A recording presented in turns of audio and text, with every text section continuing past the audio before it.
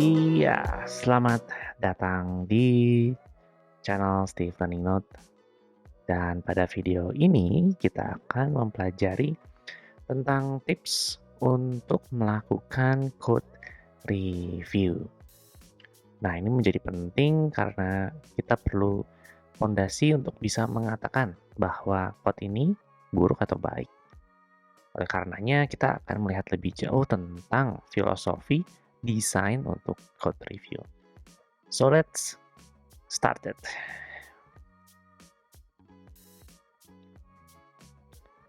Nah, ketika melakukan code review, ada 4 dasar yang perlu kita gunakan.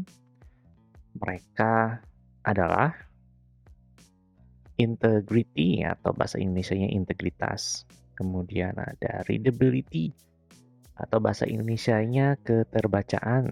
Yang ketiga adalah simplicity atau kesederhanaan. Dan yang keempat adalah performance atau kinerja. Dan mereka digunakan dengan urutan seperti ini. Jadi ketika code review, hal yang pertama perlu diamati adalah integritas, dan yang terakhir baru performance atau kinerja. Ya, betul, performance itu terakhir. Nah, kenapa? Karena code yang direview tidak perlu sempurna untuk pertama kali.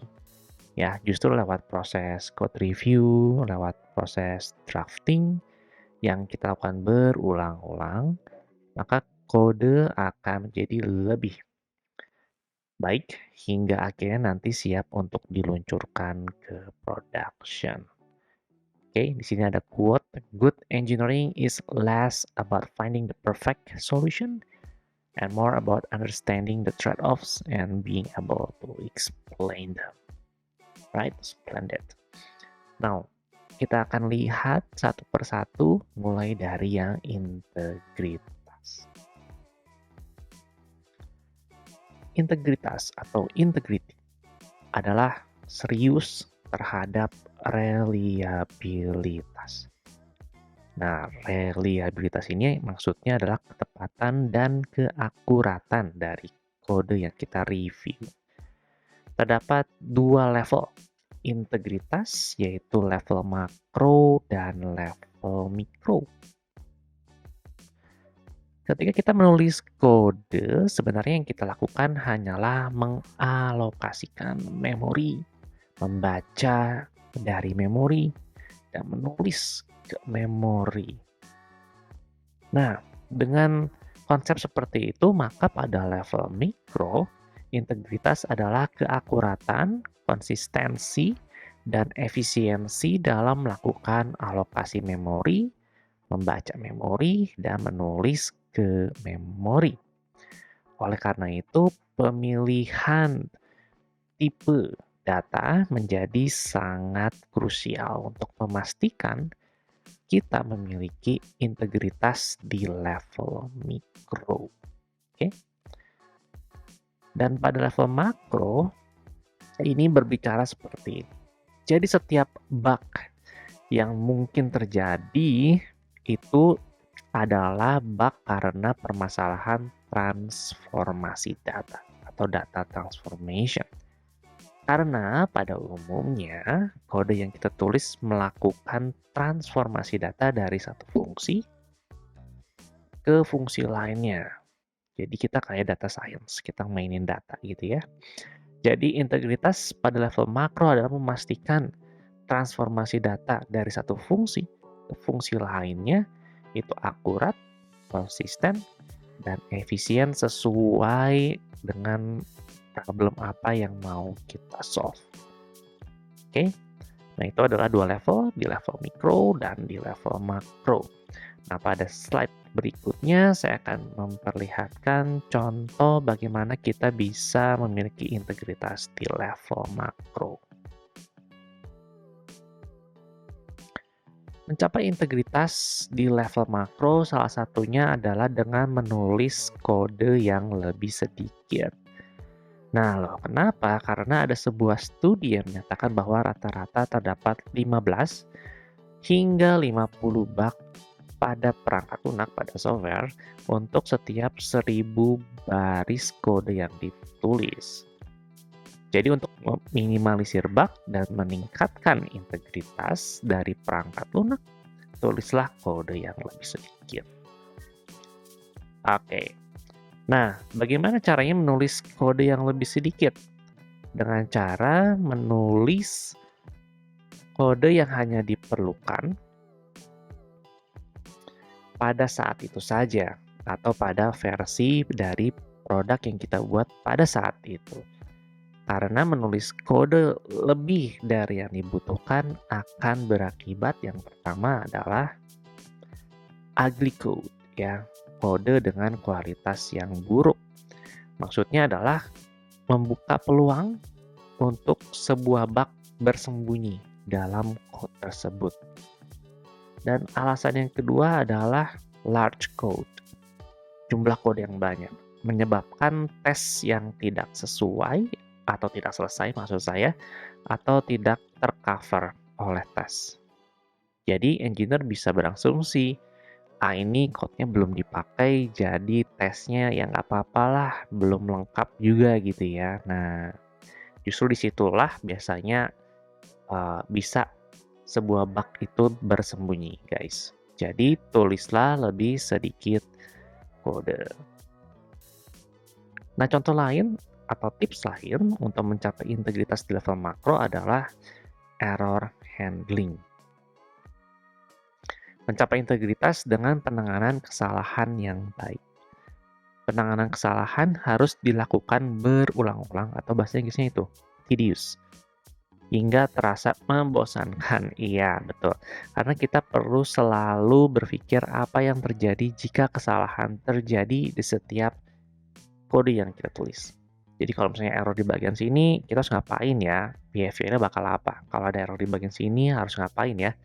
Behavior-nya bakal seperti apa? Jadi penanganan kesalahan perlu menjadi aspek yang sangat penting untuk direview. Nah, terdapat sebuah studi yang menganalisa ribuan bug. Ya, di Cassandra, HBase, HDFS, MapReduce, dan Redis. Nah, kemudian bug tersebut dikelompokkan menjadi kategori seperti ini. Ya, nah, jadi ternyata 92% bug tersebut dikategorikan karena bad error handling. Wow. Nah, kalau kita lihat lebih detail dari 98% itu, yang sebelah kanan ya, ternyata 34%-nya, yang paling besar ya, itu terjadi karena errornya di-ignored atau diabaikan. Luar biasa sekali. Ya, jadi kita bisa melihat bahwa 92% bug terjadi karena penanganan kesalahan yang buruk, dan dari 92% tersebut kita dapat melihat ternyata kontribusi terbesar adalah karena kesalahan yang diabaikan. Maka dari itu, penanganan kesalahan sangat penting dalam integritas. Dan di sini saya punya quotes yang bagus tentang integritas yang mau saya share kepada kalian. Ya, failure is expected, failure is not an odd case. Design system that help you identify a failure. Design a system that can recover from failure. Jadi kegagalan itu umum terjadi, oleh karena itu rancanglah sistem yang membantu mengidentifikasi kegagalan tersebut. Dan rancanglah sistem yang dapat pulih dari kegagalan. Ada quote berikutnya, product excellence is the difference between something that only works under certain conditions and that only breaks under certain conditions. Jadi keunggulan sebuah produk adalah perbedaan antara sesuatu yang hanya berfungsi dalam kondisi tertentu dan yang hanya rusak dalam kondisi tertentu. Jadi tentu kita ingin membuat perangkat lunak yang hanya rusak dalam kondisi tertentu dengan memiliki integritas yang baik. Oke, Di slide berikutnya kita akan membahas tentang readability atau keterbacaan. Readability, structuring systems to be more comprehensible. Jadi berikutnya setelah integritas sudah dapat dipastikan dari proses code review, langkah berikutnya adalah kita perlu melihat tentang keterbacaan atau readability ini. Kita perlu menyusun sistem agar lebih mudah dipahami ya. Maksudnya comprehensible itu mudah dipahami. Nah, ketika mereview code, kita perlu memastikan bahwa code tersebut ditulis dengan sederhana sehingga mudah dibaca dan dipahami. Ya, bukan hanya oleh orang yang menulisnya, tapi untuk semua member di dalam tim. Ya, mereka perlu paham dan mereka perlu dapat membaca code tersebut tanpa menjadi terlalu lelah untuk memahaminya karena saking ribetnya code-nya ya, saking pintarnya code-nya gitu ya. Nah, jadi ada dua aspek dalam keterbacaan, yaitu aspek secara subjektif dan yang kedua aspek secara terukur. Nah, kita akan lihat dulu keterbacaan secara subjektif itu maksudnya apa. Jadi, keterbacaan secara subjektif artinya setiap orang dalam tim harus mampu memahami kode yang direview. Jadi, jika ada developer yang pengetahuannya di bawah rata-rata, teman-teman, sehingga mereka akan sulit memahami kode tersebut, ya, maka tugas dari developer yang seperti ini, mereka perlu untuk mengejar ketertinggalan mereka untuk bisa mengerti kode tersebut. Tapi kalau ada developer yang pengetahuannya di atas rata-rata dalam tim kalian, mereka memiliki tanggung jawab untuk yang pertama mengurangi penulisan code yang terlalu pintar sehingga sulit dimengerti dan memberikan pelatihan kepada mereka yang tadi di bawah rata-rata. Nah, jadi yang dimaksud dengan setiap developer dalam tim mampu membaca kode adalah should know where everything is. Ya, mereka perlu tahu letak atau posisi kodenya di mana. Misalnya, kita mau merubah kode bagian X. Nah, bagian X itu di kode kita di bagian mana? Ya, dan ini penting juga karena poin kedua yaitu should be able to debug it. Mereka mampu untuk debug kodenya. Nah, bagaimana mereka mampu untuk debug code-nya kalau mereka nggak tahu posisi code-nya? Misalnya yang error tuh di bagian sini, tapi di sininya itu di mana di code base-nya ya? Nah, yang ketiga adalah mereka mampu untuk mengembangkan kodenya. Yang terakhir adalah mereka mampu untuk menerangkan basis kodenya kepada orang lain. Kayak gitu. Nah, cara konkretnya seperti apa? Nah, misalnya memastikan penamaan variabel atau fungsi yang deskriptif sehingga mudah untuk dipahami. Memastikan penamaan atau penggunaan nama package yang tepat. Atau misalnya bisa juga dengan memastikan ketersediaan komentar pada baris kode yang kita rasa perlu diberikan komentar. Jadi, ketika ada orang lain mau mengembangkan lagi code-nya, mereka paham, oh ini maksudnya apa, baca dari komentarnya. Nah, ini adalah readability secara subjektif. Nah, berikutnya adalah readability secara measurable atau yang bisa terukur.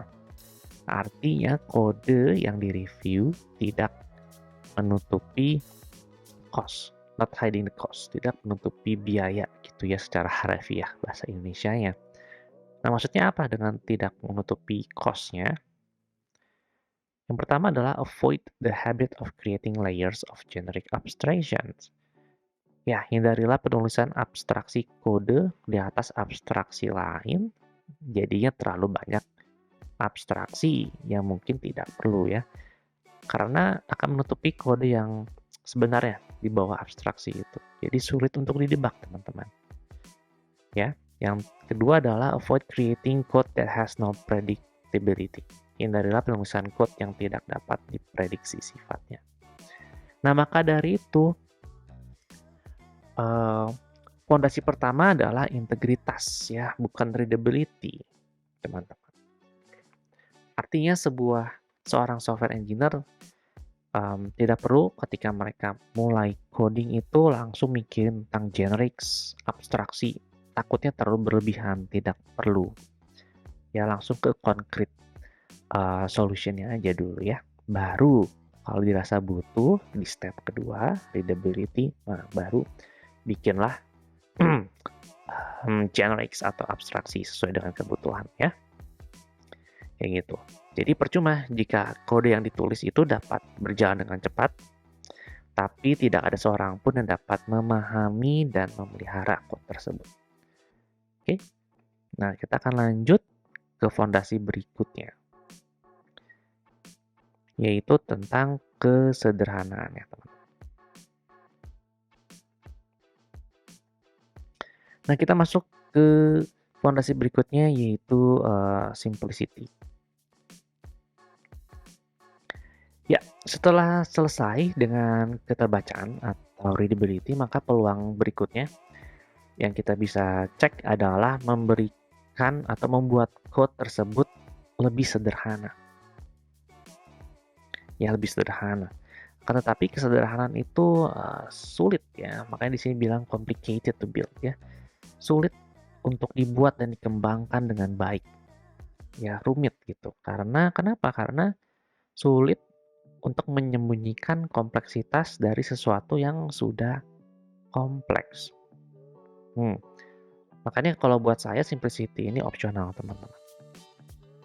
Ya, karena jika tidak direncanakan dengan baik, maka bisa jadi justru memberikan efek buruk terhadap readability atau bahkan performance. Nah, karena itu biasanya penulisan code yang berulang-ulang, kalau kayak biasanya suka lihat itu, kadang-kadang it's okay to be happy. Nah, prioritas kita adalah bukan untuk menulis kode yang mudah ditulis. Ya, jadi waktu lagi development, kodenya wah gampang untuk ditulis. Tapi nantinya justru sulit untuk dipelihara dan diperbaiki ketika jadi kesalahan. Jadi mendingan stres ketika development daripada nanti stres ketika ada suatu kesalahan terjadi dan karena code-nya susah untuk dibaca, di-maintain, jadinya sulit untuk debug atau sulit untuk di-set what to do. Ya, nah jadi kalau keterbacaan atau readability itu maksudnya adalah membuat kode tanpa menyembunyikan biaya. Kalau simplicity atau kesederhanaan adalah menyembunyikan kompleksitas tanpa kehilangan readability atau keterbacaan.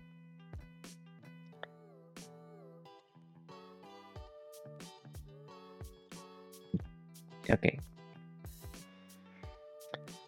Nah, slide berikutnya tentang performance atau performa. Compute less, get the result needed.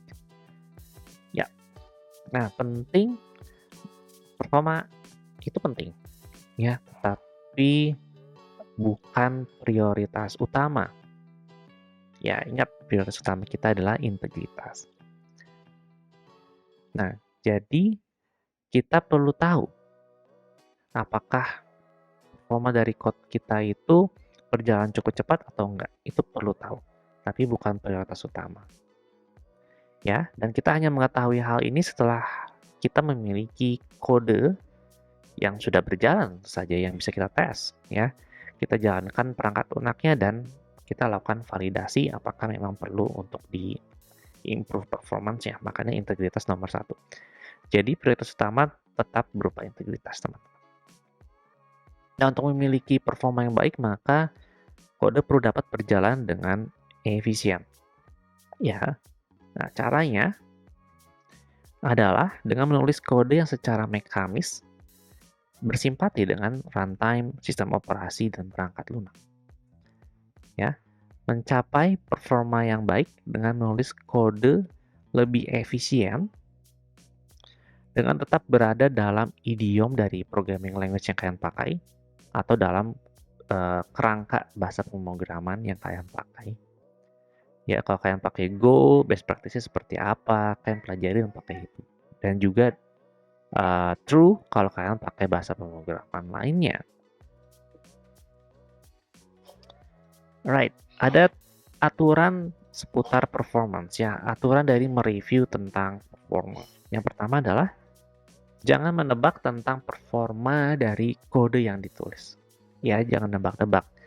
Tapi kita harus ukur performa dengan cara yang relevan terhadap ekspektasi dari sistem yang kita tulis.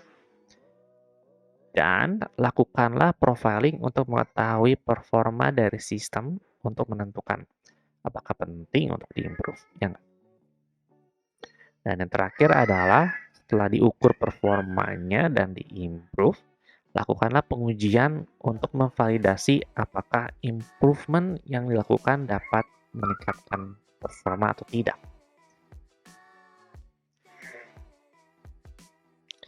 Performance-wise slow. Reason if the software is not running fast. Beberapa alasan mengapa perangkat lunak tidak berjalan secepat semestinya. Yang pertama, karena external latency atau biasa disebut dengan millisecond latency. Jadi dalam satuannya itu udah millisecond. Yang dikarenakan adanya sistem call, ya. Dan ini biasanya tidak dapat kita avoid, ya. Tidak dapat diabaikan. Misalnya pemanggilan API, query ke database, dan lain sebagainya.